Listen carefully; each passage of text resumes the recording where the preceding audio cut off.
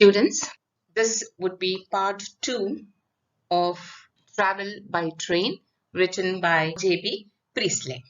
I have already told you about that he talks about the different kinds of travelers he meets on the train and how some of them are irritating. So in the first part, we have seen the middle-aged lady who disturbs the other passengers in the train. We have seen people carrying old chattels from their house, and we have seen the people who are overeating, and in this way, they are distracting or not making the train journey comfortable for the rest of the passengers. Next slide, where he talks about noisy children. Some children do not make good traveling companions. Some children, not all, some children. Why? For they will do nothing but whimper or howl throughout a journey. Why doesn't he like these children? Because throughout the journey they will be crying and howling and whimpering at the top of their voices. Or they will spend, what is the second reason? They will spend all their time daubing their faces with chocolate or trying to climb out of the window. So you have seen children, they are so energetic or so naughty that they cannot sit in one place. So you will see them, even if they come to your houses, you will see that there are some children who are out of control and they keep climbing on the windows or on the windowsill or on the doing something or the other, or eating something, and you will see that their whole face is full of this chocolate which they are eating. And the next kind of people that he is talking about is the cranks. The cranks, he says. Who are the cranks? A crank is a person having very unusual and strongly held ideas about particular subjects. So the cranks are always with us. On the bleakest day, it is who insist on the windows being open. But in the sultriest season, sultry is when it is very warm, they go about in mortal fear of droughts and will not allow a window to be touched. The cranks on the bleakest day is when it is very cold and cheerless. They want the windows to be kept open. And when it is a sultry day, when it is extremely hot and airless and uncomfortable, they want to close the windows for fear of drought, because they are afraid that a chill current will flow into the compartment. And so they will not allow a window to be touched, and it becomes a problem for the rest of the people who are sweating out in the compartment. But more to my taste. So for in the preceding lines, he has explained about people who are not to his taste or whom he cannot tolerate or find it uncomfortable to be with. But more to my taste are the innocents who always find themselves in the wrong train. What are these innocent people? What is this wrong train? So there are these people, he says, who do not have, they have not the understanding necessary to fathom the timetables, nor will they ask the railway officials for advice. So they climb into the train that comes and trust to luck. They have not the understanding necessary to fathom, to understand the timetables. They cannot read maybe, or they cannot correlate the timings or the time, the number of the train, some problem. But they do not ask even the railway officials for advice. So they climb into the first train that comes and trust to luck. So this train has come, let me get in. It has a number, it has come according to my time. It will definitely go to my destination. But when they are being hurtled towards Edinburgh, they will suddenly look round the carriage and ask, with a mild touch of pathos, sadness, if they are in the right train for Bristol. What will they do? Suddenly they know that the train is taking a different direction than in which they want to go after they have traveled for some time. And Eden and Bristolburg are two cities which are in the opposite direction from London. They are in the opposite direction from London, and when the train is moving towards Edinburgh, they realize that, oh, I have got into the wrong train maybe. This is not going to Bristol, which is in the opposite direction. And then, puzzled, confused, and disillusioned, have to be bundled out at the next station, and we see them no more. I have often wondered if these simple voyagers ever reach their destination, or it is not outside probability that they may be shot from station to station, line to line, until there is nothing mortal left of them. So he wonders what happens to these innocent people who get into the wrong train, then they get down at another station, and then what is going to happen to them? There is all probability, all chances that once again, because of their innocence, they will get into the wrong train. And again, they will get down at some other station, once again get into a wrong station, and this will keep going on throughout their life until they are suffering so much or they die traveling from the wrong station to the wrong station, okay, to the wrong place. So he really wonders what will happen to such people who keep on getting into the wrong train. The next slide. Above all other railway travelers, I envy the mighty sleepers, descendants of the seven of Ephesus.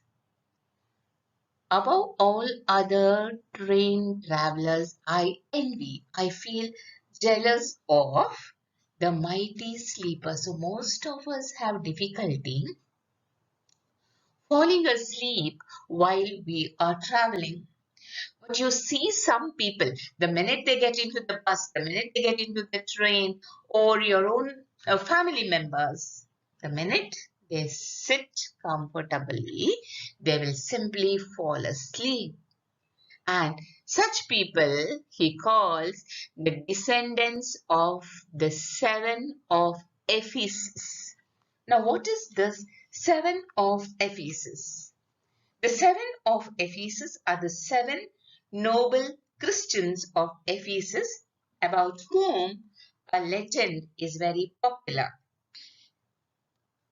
They refused to offer sacrifices to idols and hence were condemned to death.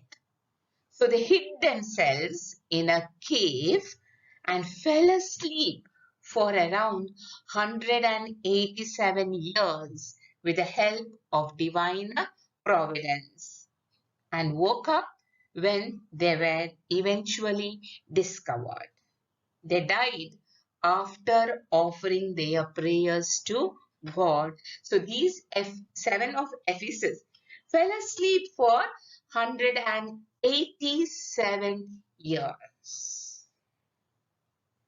There it was a time of trouble for them. They had to offer sacrifices to the idols, which they refused to do because they were Christians, and they go into hiding and they fall asleep for 187 years. In the same way, these people who get into the train, the heavy sleepers, what happens? How long on an uninteresting journey have I envied their sweet oblivion? They are oblivious. They do not know what is happening outside. They forget everything and just fall asleep with leaves at their command. Again, leaf or oblivion is a mythological river believed to induce forgetfulness in the soul of the dead before they are reincarnated. So before they are born again, the dead souls are in the river of forgetfulness, that is Lethe, and they are comfortable until they are reborn again. So in this river of forgetfulness, or these sleepers who forget everything and sleep in the train, he says, with forgetfulness at their command, no dull, empty train journey, be it by day or night, has any terrors for them. They are not afraid of anything because they are sleeping peacefully. Knowing the length of the time they have to spend in the train, they compose themselves and are off to sleep in a moment, probably enjoying the gorgeous adventures of dream, while the rest of us are looking blankly out of the window or counting our fingers. When the rest of the people in the train who do not fall asleep very easily are simply looking out, getting worried, feeling uncomfortable, and wondering what to do, and with nothing to do, they are simply counting their fingers. These people are peacefully sleeping, and such people, J.B. Priestley says, he envies them. 2 minutes from their destination, they stir. So they know the times, how long it is going to reach for them to reach take for them to reach their destination. So they have timed their sleep so well that 2 minutes before they reach their destination, they rub their eyes, they stretch themselves, collect their luggage, and are peering out of the window and murmuring, "Oh, my station, I think. So I have reached my destination. Fine." A moment later, they go out, alert and refreshed. They are not tired because they have been sleeping. They have had a very good rest. And these people, what does he call them? Lords of travel, leaving us to our boredom. We feel very bored traveling. But these lords of travel, the sleepers, who sleep peacefully during the journey, they get down from the train feeling alert and refreshed. The next slide. Seafaring men make good companions on a railway journey.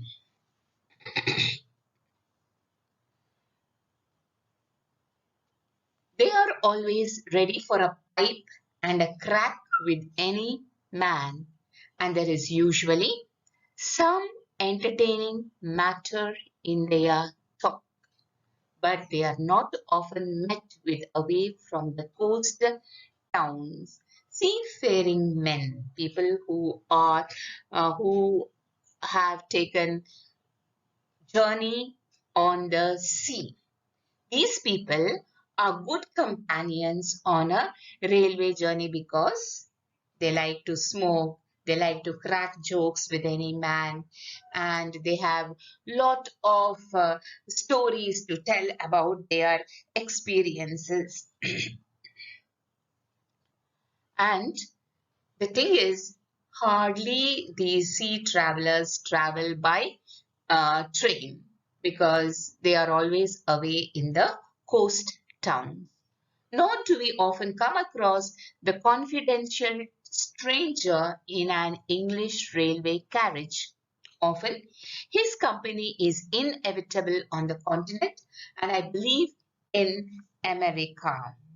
Sometimes there are these confidential strangers. That is, a stranger, he does not know the person, but he is full of confidence, a very strong person who you hardly meet in a railway carriage. Because though his company is inevitable on the continent, and I believe in America, when the confidential stranger does make an appearance here, he is usually a very dull dog who compels us to yawn through the interminable story of his life and ride some wretched old hobby horse to death. The confidential stranger is a person who will keep on talking and talking, and such people you will meet in America, he says, but hardly such people are there in the railway carriages in England. But this confidential stranger, if you meet him in England, he behaves like a dull person. And uh, he will tell you, he compels us, he forces us to yawn. So, confidential stranger likes to tell stories which he thinks are very interesting, but they are actually dull stories. The listener does not want to listen to this person, but he will keep on talking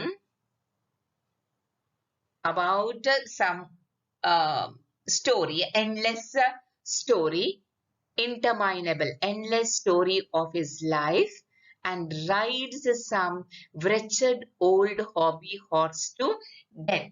He will talk endlessly of things which are interesting only to himself and not to the person who is sitting in the carriage and uh, has to pretend as if he is interested in what this person is saying, and that is why this person will feel so bored to death listening to the story of the confidential traveler. And um, so students, we will stop here and go to the next slides in the next video. But here you have seen the people whom this man likes. So, and dislikes. First of all, he talks about the children here who do not make good traveling companions. Then he talks about the cranks. Then he talks about the innocent travelers, and then he talks about the mighty sleepers and about the confidential uh, stranger and the seafaring men. So we will stop here for now. The rest you can again once again go to some short question here uh, on what I have explained. Oh, if you go to page 20, you will see which are the two kinds of travelers who can annoy people like Priestley? And the third question also, what does Priestley say about the cranks, the innocents, and some children as traveling companions? You have the fourth question there again, where what does Priestley say about the mighty sleepers and seafaring men as traveling companions? So you can attempt these three short answers, okay, on page 20, question number 2, 3, and 4. So the rest of the lesson will be continued in the next video. Thank you. Thank you, students.